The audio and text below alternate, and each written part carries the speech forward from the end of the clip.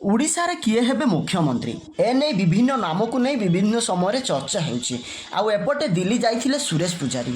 ଆଉ ସେ ଦିଲ୍ଲୀରୁ ଫେରିବା ପରେ ତାଙ୍କୁ ଯେତେବେଳେ ପଚରା ଯାଇଥିଲା ଓଡ଼ିଶାର ମୁଖ୍ୟମନ୍ତ୍ରୀ କିଏ ହେବେ, ସେ ଏ ନେଇ ପ୍ରକାଶ ମଧ୍ୟ କରିଛନ୍ତି। ଆଗକୁ ବୈଠକ ବସିବ, ଆସନ୍ତାକାଲି ବୈଠକ ବସିବ। ଆଉ ଏ ନେଇ ପର୍ଯ୍ୟବେକ୍ଷକ ସ୍ପଷ୍ଟ କରିବେ କିଏ ହେବ ଓଡ଼ିଶାର ମୁଖ୍ୟମନ୍ତ୍ରୀ।